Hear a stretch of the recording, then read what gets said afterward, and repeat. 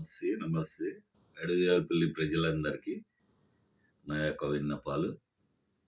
మీరందరూ ప్రేమతోని అందరు కలిసి ఏం గొడవ లేకుండా ఓటింగ్ చేసుకున్నా ఏది చేసుకున్నా మీరందరు కలిసి ప్రేమతోని ఊరిని ఒక ఆదర్శ గ్రామంగా చేసేందుకు ఒక్కరిని ఎన్నుకొని అందరు కలిసి విమర్శించుకొని మాట్లాడుకొని అందరూ పిల్లలే కానీ ప్రజలే కానీ వయసోళ్ళే కానీ అందరూ యువకులు కలిసి కాంప్రమైజ్ చేసుకొని ఏకగ్రీవంగా ఎన్నుకోగలరని నేను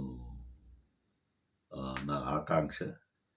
ఎందుకంటే గొడవలు బిడవలు అవైనా లేకుండా పైసలు వేస్ట్ ఖర్చు, ఆ వచ్చే పైసలు ఏమైనా వస్తే అందరూ కలిసి ఊరిని డెవలపింగ్ చేసుకోవచ్చు అనే నా అభిప్రాయం.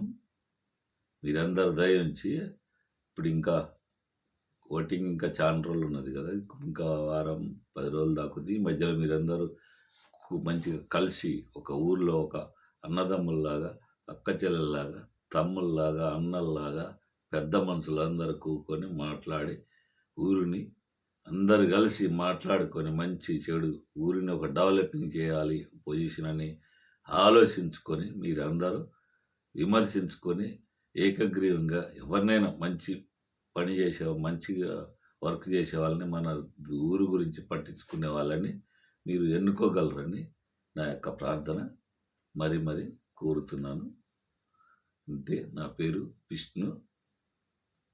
నేను నా ఆత్మలో మనసులో ఉన్నది చెప్తున్నాను.